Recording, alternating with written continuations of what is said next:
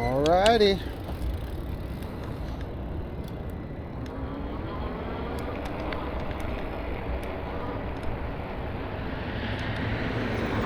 It is 5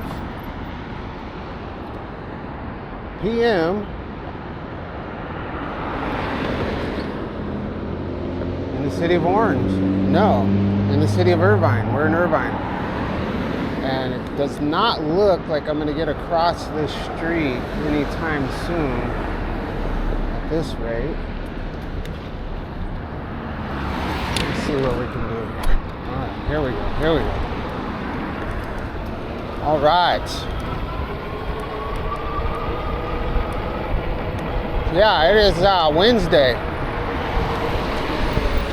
It's Wes Watson Wednesday. I don't know if you guys follow any of that stuff going on with Wes Watson and the Strength Cartel, but I listen to a bunch of YouTubers that have been going in on those guys. It's pretty hilarious. The whole alpha male team. So it is Wes Watson Wednesday.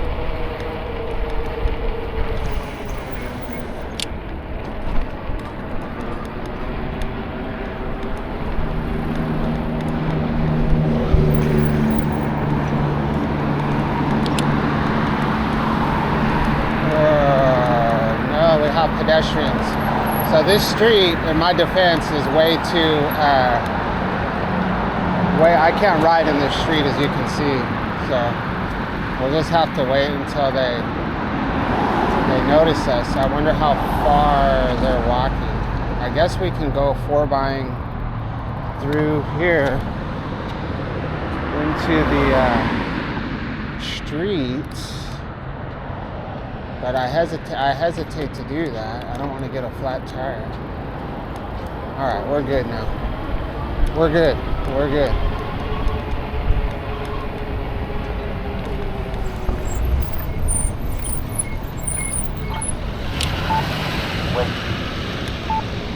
Alright.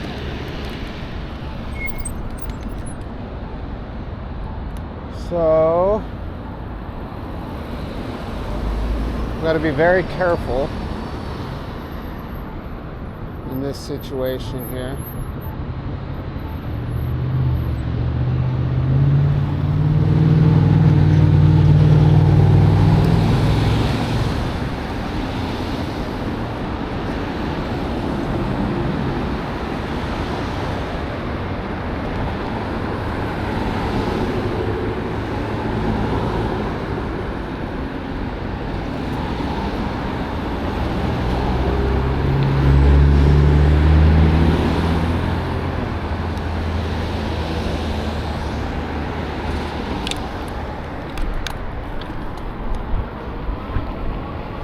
Ride the bike sign is on. All right, so yeah, today we'll be riding from Irvine. Sorry, brother. I don't trust anybody.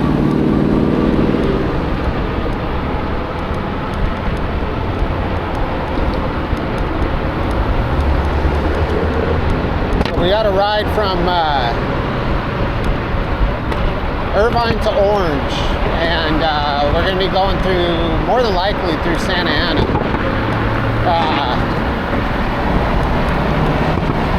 As far as danger levels go, this is going to be I think the most dangerous time to ride.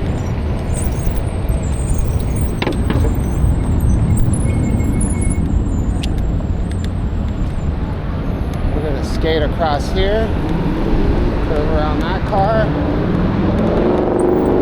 get across this street.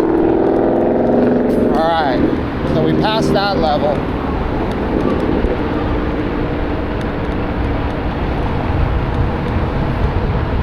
So OC Commuter has a lot going on. Outside of the channel and outside of work. The good news is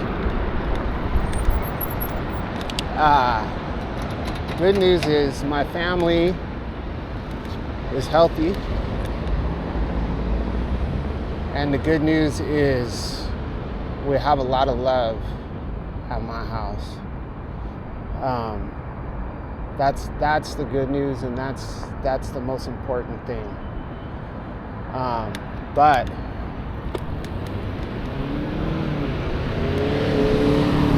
we definitely have some issues going on right now with our living situation.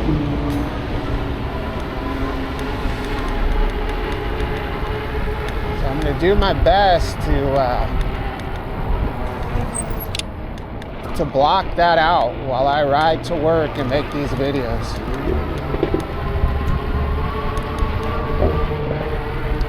But yeah, man, it's bad.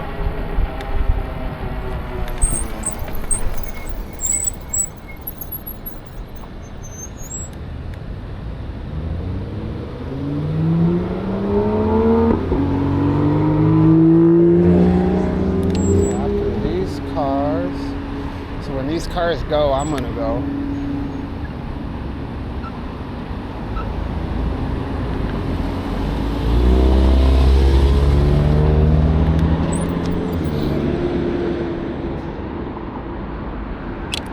Now we can go. So we'll get across the street to the other side. So yeah, we're gonna more than likely go through Santa Ana.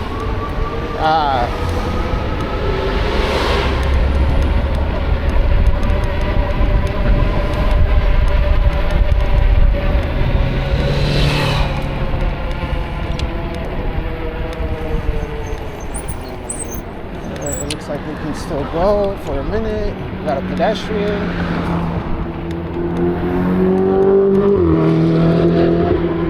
So usually I don't have any issues riding on this sidewalk because typically there's not pedestrians.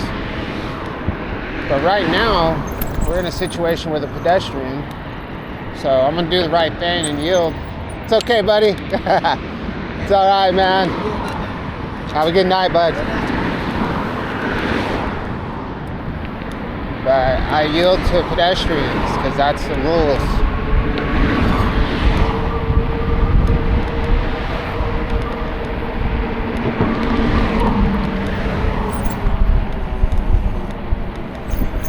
So this morning was probably the coldest ride I've had in,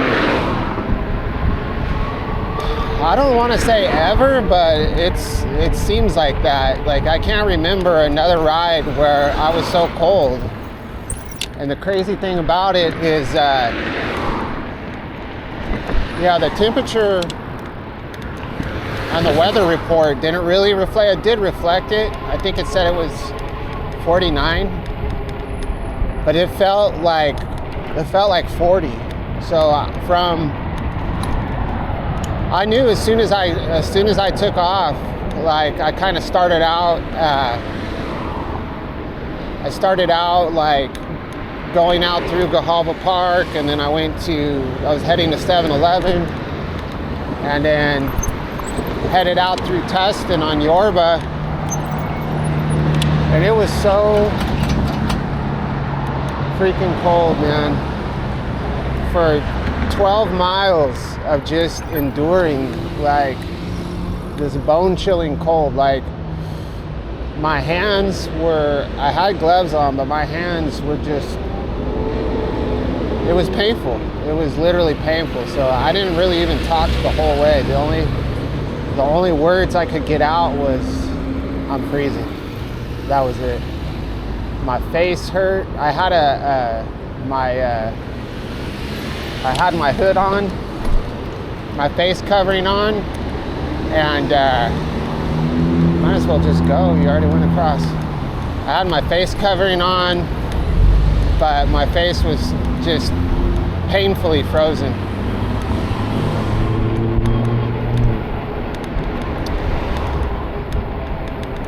And I have that video, but to put it, so usually the mornings are faster rides because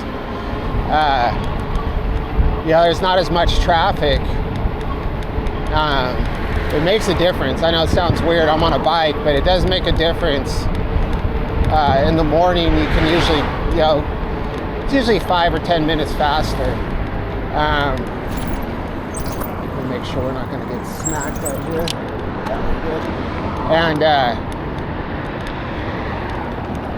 I couldn't go much over 10 miles an hour. It was that bad. So it took me an hour and 15 minutes to get to work. An hour and 15 minutes. It's just crazy.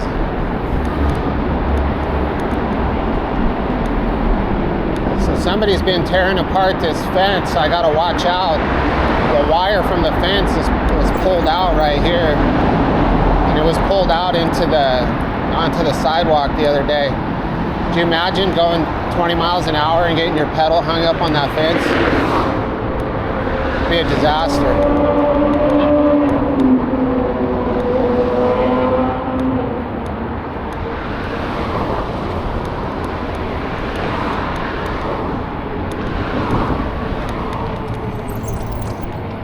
Somebody was out somebody was out on a golf cart in that field.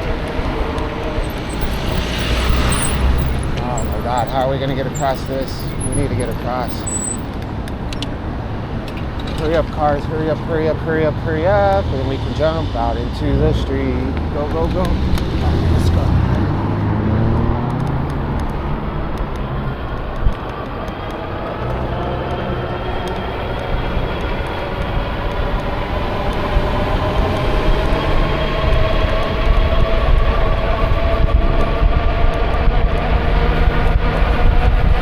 So hopefully my light was bright enough for these people to see. My tail light.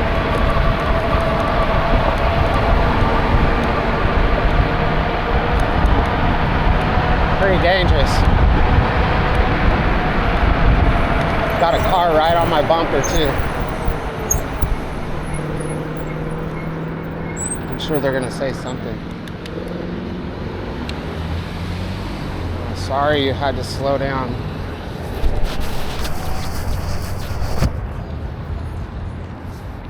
All right, so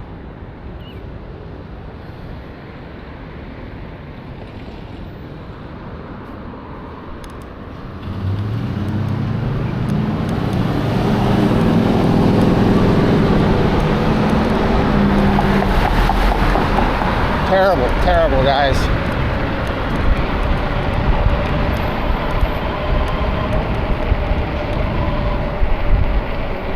So it gets a little easier right here for about a mile because they have the street kind of sectioned off with those lines, so it's not too bad.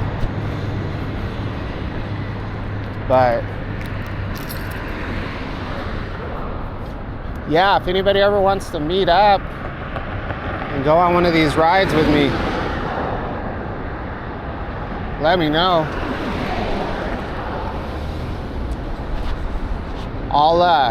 We'll have to meet in a public place just in case you're a crazy person. But yeah, you can see, like, maybe have a better idea of what it's like to do this ride in these situations. It's pretty, maybe it's just me, but it feels kind of a little stressful sometimes. That's why I've been kind of riding on the sidewalk a lot more lately.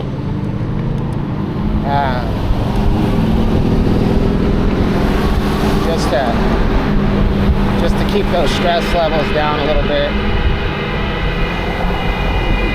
Really, they're gonna honk at a freaking bus like that, dude? Oh yeah, that bus driver's stopping right now. Yes, look at the drama. Look at the drama. Yeah, in your freaking Lexus, really?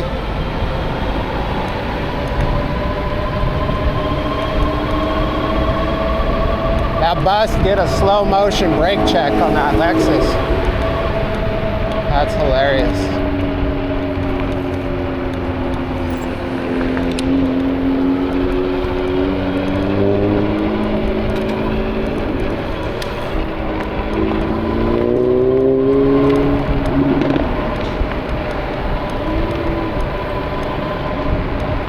Man, bus drivers have stressful jobs, you know? Like, why somebody would hammer the horn to a bus driver is just completely crazy. Everybody's so entitled, you know? I don't like it.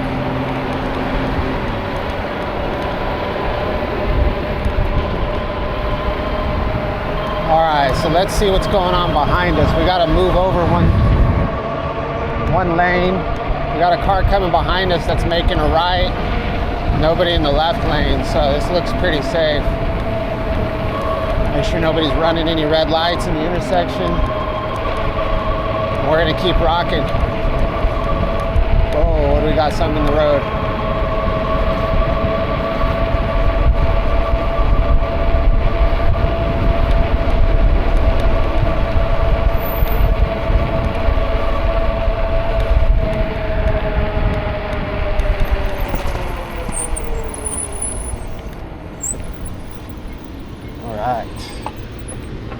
Squeaky, squeaky. Ah, I like that little bike. I've seen that dude before. All right, we're gonna go ahead and go. Get around this gravel repair job.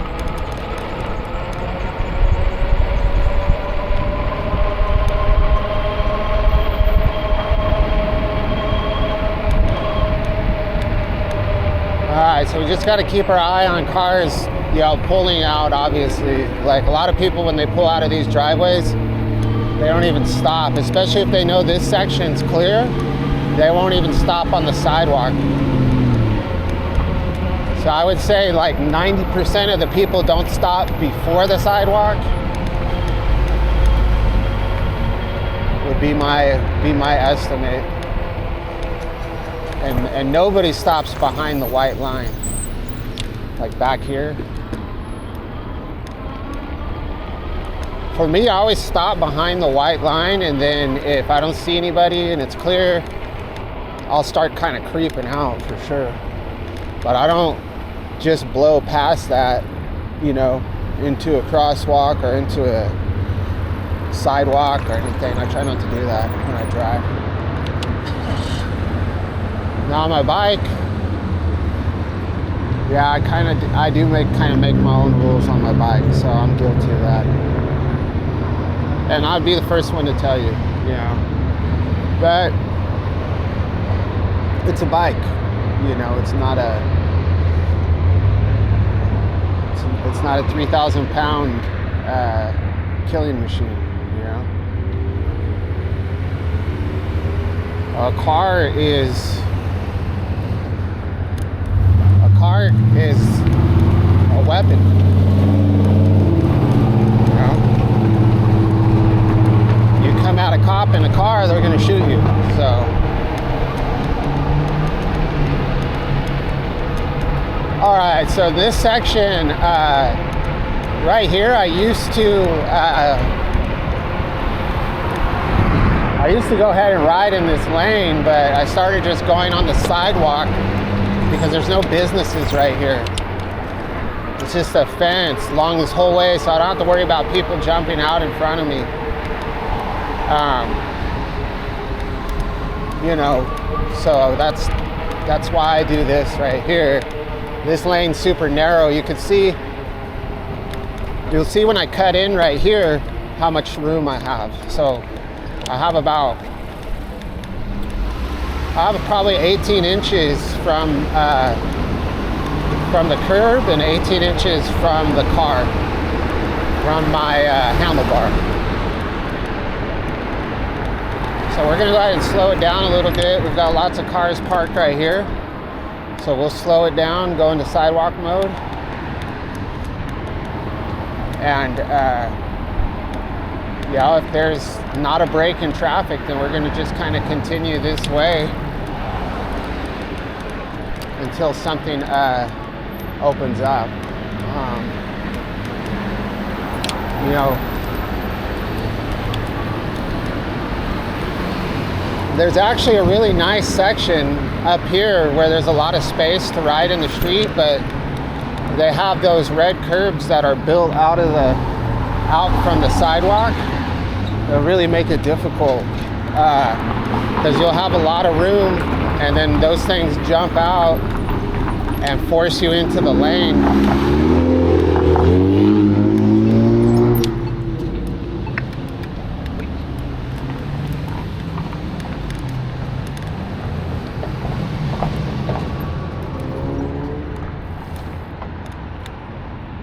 So when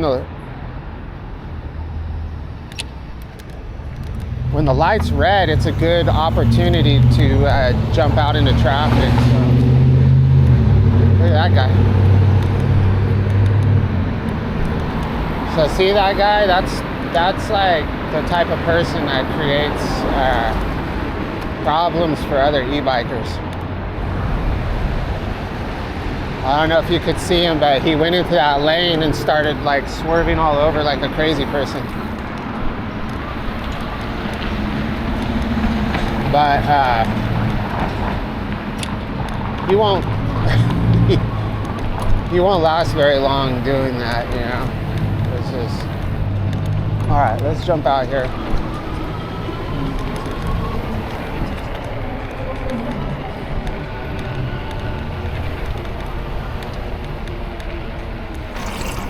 We got 6 inches from the rear view mirror.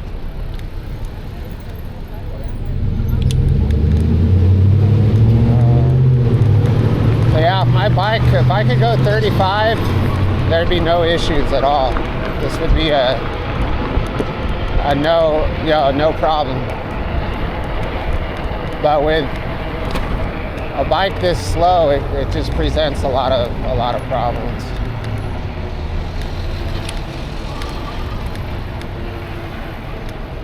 All right, so we're up to Edinger. There's the crazy driver there. So we're getting here just in time for the light. So we'll see what this other guy on his e-bike does. He's got a very fast e-bike, but he's driving like a crazy person.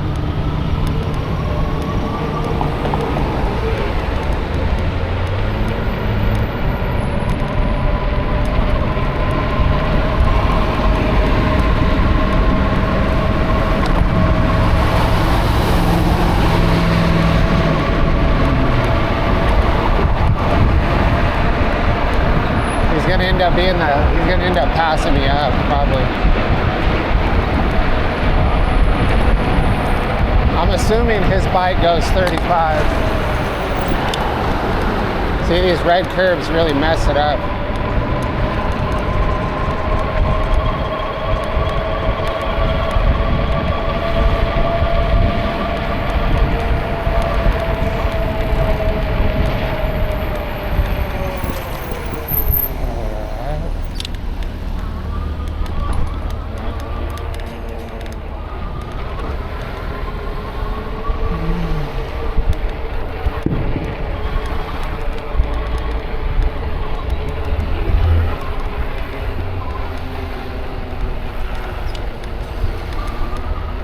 Alright, so we're coming up to McFadden. It would be nice if we could get around McFadden.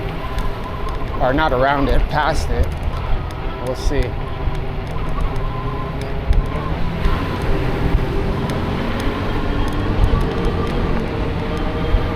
Okay, somebody could be coming around this corner right here, so we're gonna slow down a little bit. We can jump back out.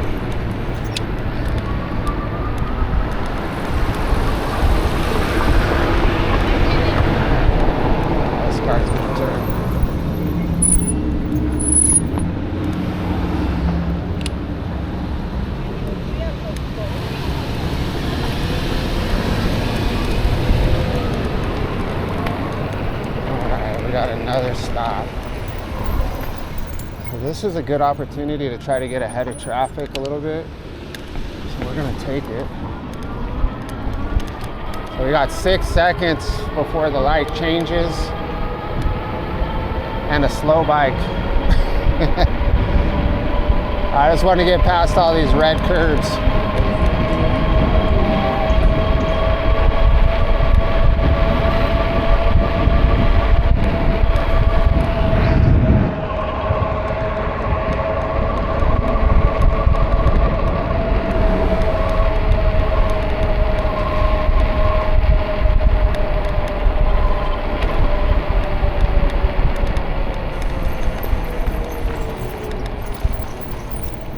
We have somebody on a scooter in the middle of the road.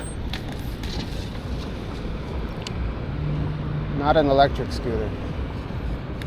He was on one of those, what are those little kid scooters called?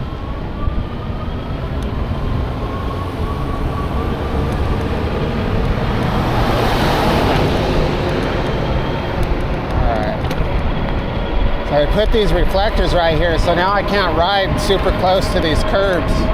Forces me out into the street. It's too dangerous to ride over the tops of those.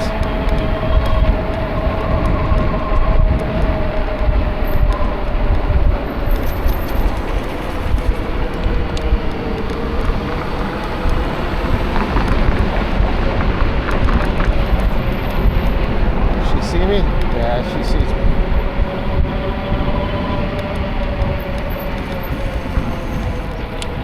All right.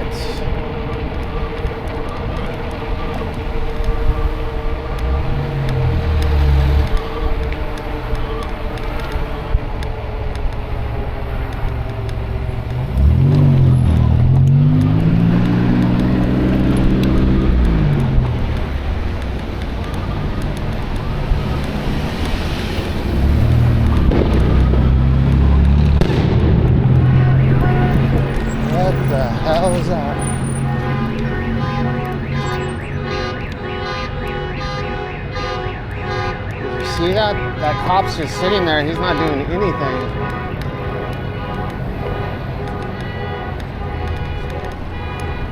What the hell was that? That was terrible. That came out from this alley right here.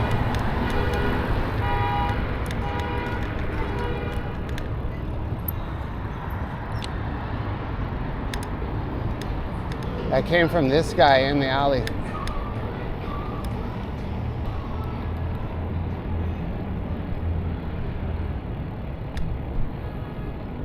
What the hell was that? What's up, man? Dude, that scared the crap out of me, man.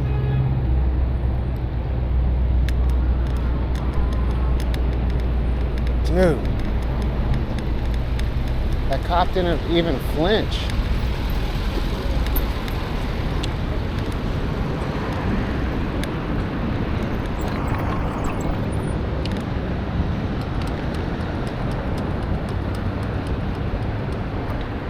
Ugh.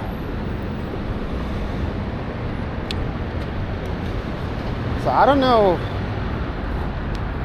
people's obsessions with things that just make loud noises. Like, I can understand like fireworks that actually, I don't know, go up in the air and they look, you know, they look nice. But that was just a straight explosion. Like, I saw the flash and everything. It was just like a big ball of big orange flash.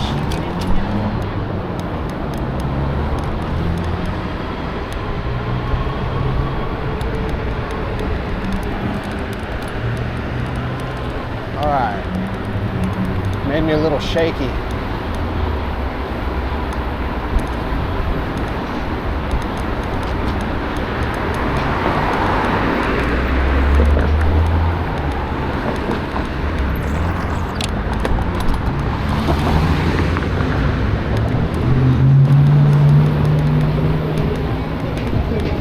Tengo más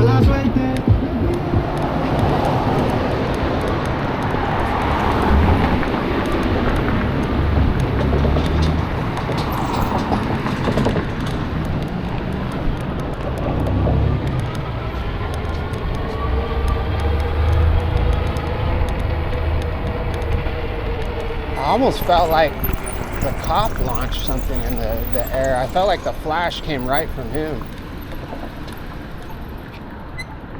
Obviously it didn't, but it just seemed like it did.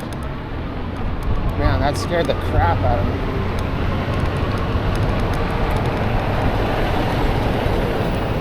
Not literally. I held my mud. Still scary.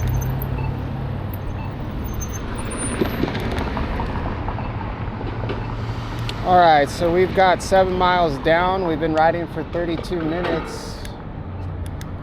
Looking clear.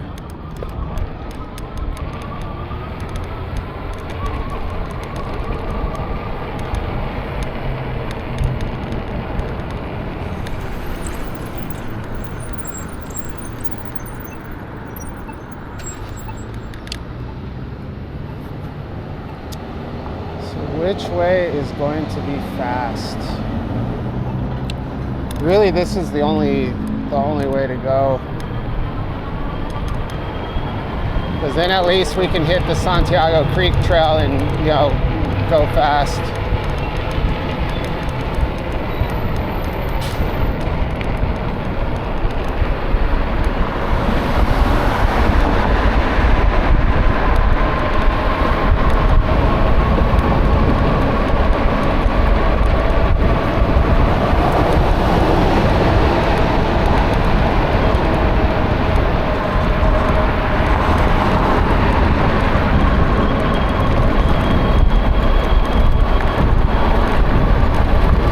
Rough. Street's pretty rough.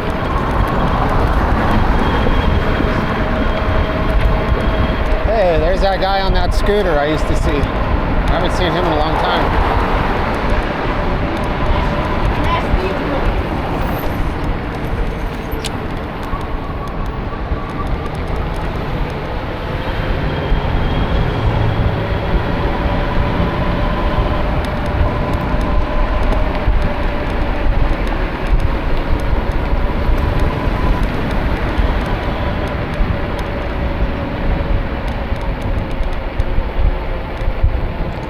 Oh, it's cold.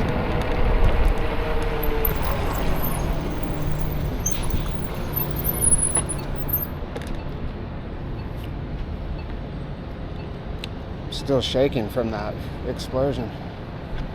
Started having flashbacks.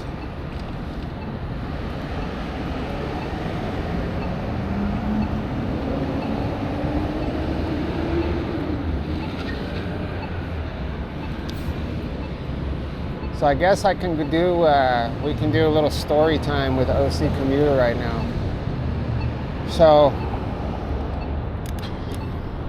I've talked about before growing up in the country, and you know, we were exposed, my family, we didn't have guns, you know, really. My dad had a very old bolt action 22. It's just a single shot.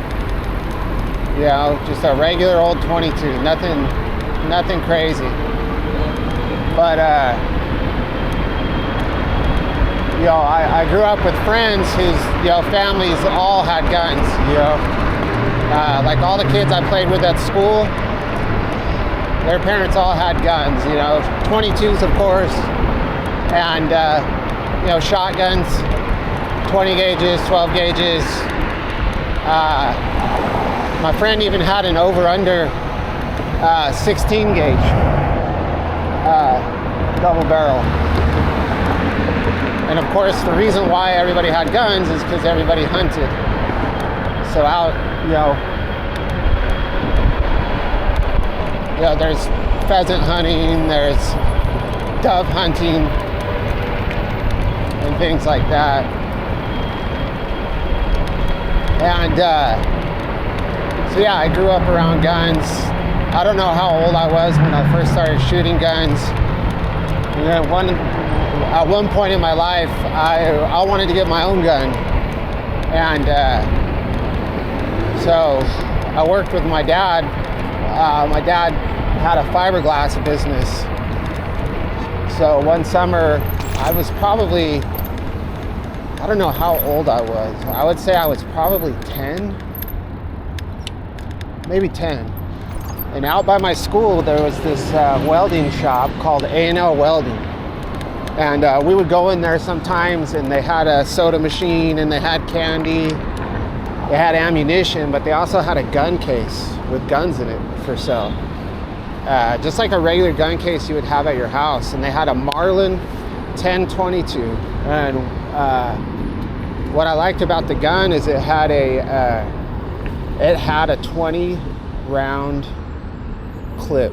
So it was a plastic clip that came out like this. So those guns usually come with a seven round clip. I guess you call it a clip, or I don't know, clip magazine, I don't know. But that clip goes inside of it. But then they also had this plastic transparent magazine clip, I don't know, whatever you want to call it. I'm not a gun guy, but I had seen that gun and I wanted it so bad. And I think it was a little over $100. So I went to work with my dad, and I would help my dad anyway periodically, but I started working with him on a regular basis, and this was hard work. You're working around fiberglass. He was making parts for like, back in the 80s, people were fixing up old, people would fix up their vans, like a full-size van, and they'd make flares for the fenders, sun visors, spoilers, and all kinds of, weird stuff just to make your van look fancy. And he would make those molds and then make the parts for those molds. So I started helping him out. After you pop the part out of the mold, there's sharp edges from trimming the part, and I'd have to sand the burrs from the fiberglass and then that sharp edge of the fiberglass to make it nice and smooth. You start with 80 grit, then you go to a 120, and for the edges you only needed to go to 120 grit. But then, like, if there was any air bubbles or any defects on the part, I would Bondo it, sand it down with all the way to 220, maybe even to 400, and then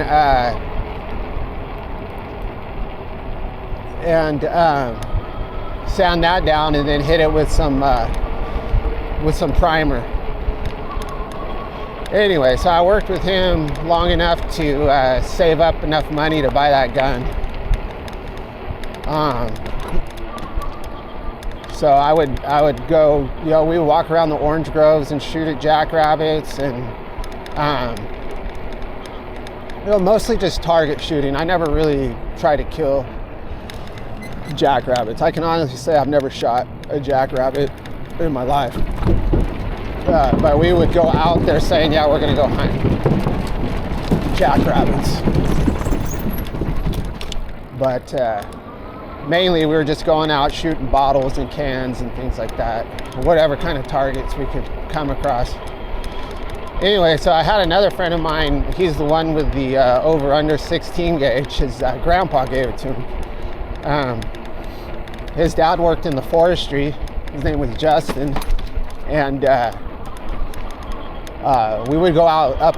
So his dad worked for the forestry, so he knew all the mountains, And we would go out and go target shooting with his dad, and his dad had a bunch of different guns. He ended up buying one of those at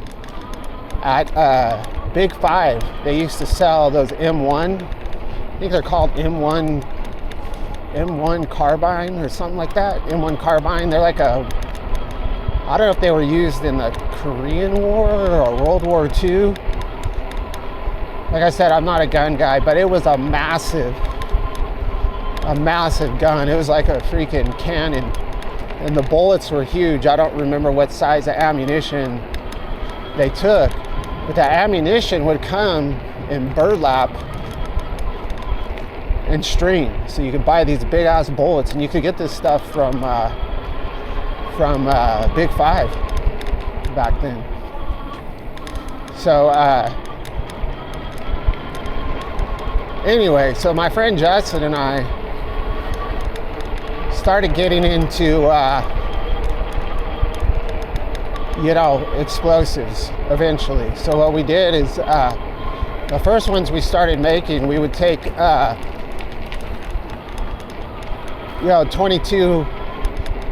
ammunition and peel the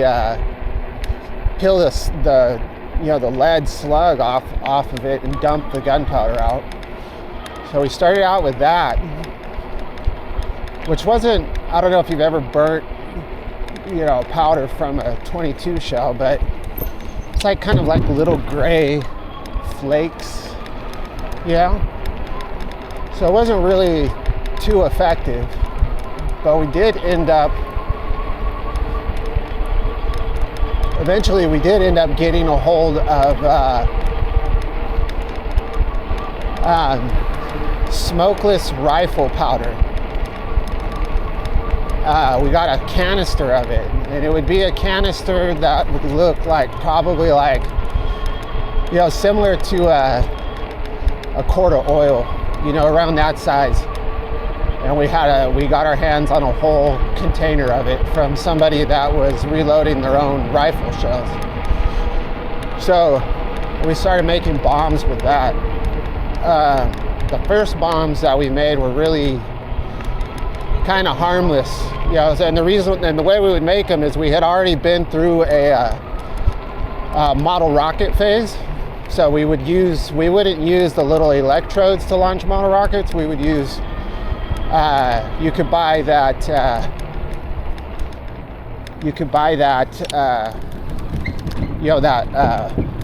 I can't think of the word right now, that wick, I'll just say wick, it's not a wick, it's a, what is it? It's green, and you can stick it into the rocket engine motors and you light it. It actually burns internally, and it's not waterproof, but water resistant. It can actually burn underwater.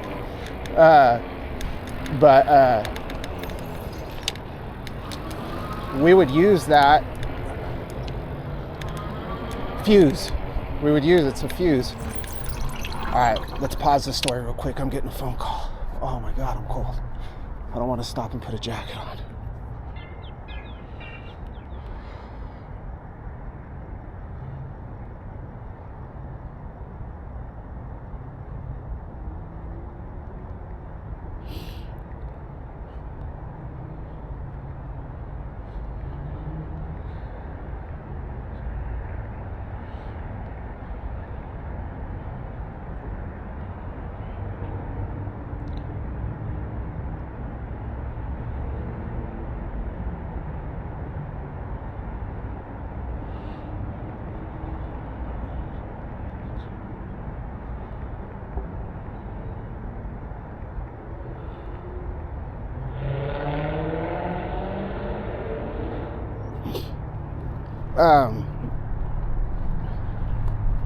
Anyway, so we had this fuse, this green fuse we would use for the rockets, and we of course incorporated that into our bomb making. So we wanted to start out experimentally. So we lived in Orange Grove, so this is going to sound crazy, but the first bombs we made, the experimental ones, we were thinking we wanted to do something safe,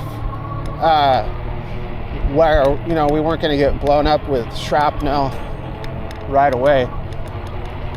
So the first things we did is, God dang it, my phone's ringing again.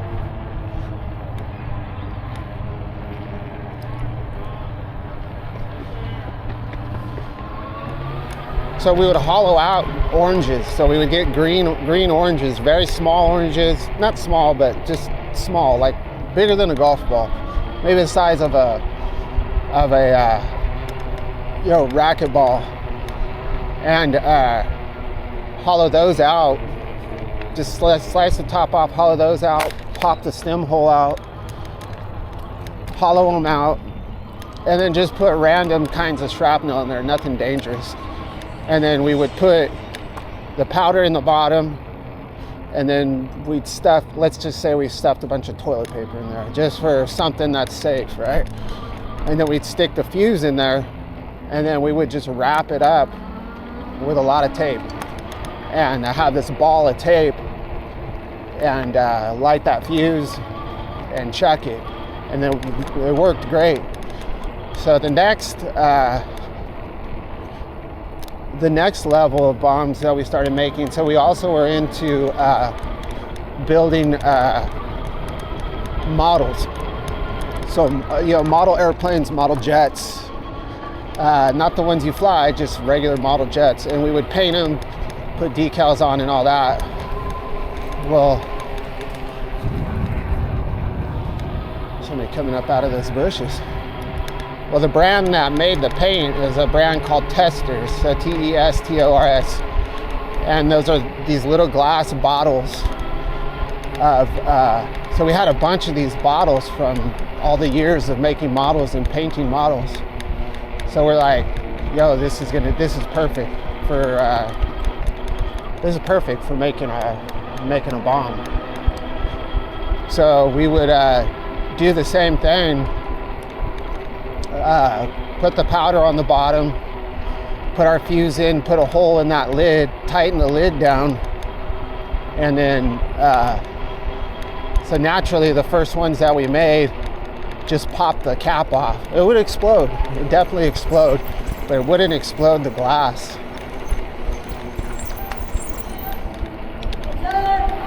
What's up?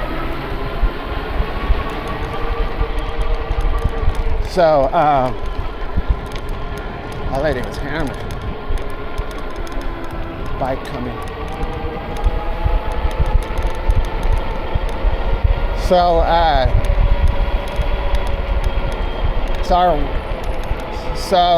our solution to that problem ended up being, it ended up being that you just had to pack whatever you were using for shrapnel. So we did graduate to where we were actually putting the lead from the 22 shells, packing that inside of the Testors paint containers. And the solution ended up being taking whatever you put in there, you have to make sure your fuse was down in there, and it was going to make contact with the black rifle powder. And the rifle powder was like little pieces of lead broken into small pieces. As we would tape, if you packed it very, very well for a very long time, whatever you put in there, you had to have some sort of wadding in there. You had to have some kind of paper, like toilet paper, tissue paper in there, mixed in with your shrapnel. And we finally did get it to where we could make the glass. It is thick glass. We can make the glass explode. So that was, that's how we would do it. So pipe bombs. So we never got into pipe bombs. So if any, don't turn me in, because we were just little kids. I was like when we started doing bombs, I was probably more like into 4th grade, 5th grade, maybe 6th grade. My friend Justin had a very high IQ. He was very smart. And we were a good team, We had a lot of adventures out in the country that I could speak on.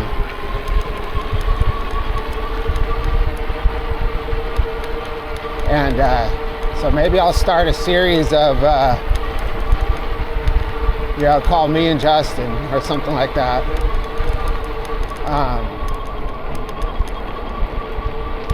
We did it all. Like he was definitely very intelligent. He even made I spent most of my summers from 2nd grade, so he was a year younger than me. So from 2nd grade all the way to 8th grade at his house, and every weekend I was at his house. Like I said, he lived right in the middle of the orange groves, and he lived right catty corner from the school that we went to. We went to a private Lutheran school out there. But we would do all kinds of stuff. We would run around these orchards. You know, go explore abandoned houses. You know, we would spy on people. You know, we were always getting chased, like all the time, like by people. You know, like you could be on somebody's property in somebody's orange grove or somebody's field, and they see some couple of kids running around dressed in camouflage, you know, probably with guns.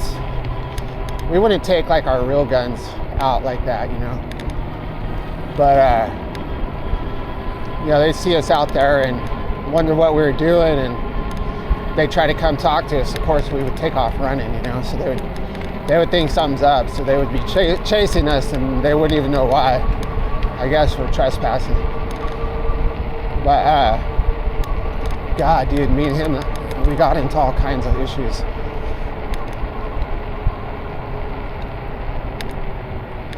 So on one of my videos, I talked about him and I having dirt clod fights with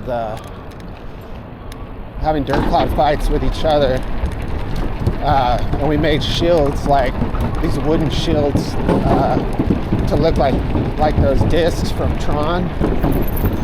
But I don't know if I published that video or not. So.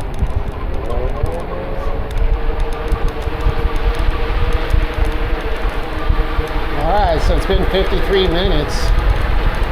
So let me know if you like, it's not really a story per se, it's just a general, just talking about something me and my buddy used to do. But if you're interested in hearing a story about us, you know, I don't know how good my memory is, but I'm sure I could come up with a couple of stories of some stuff that we did.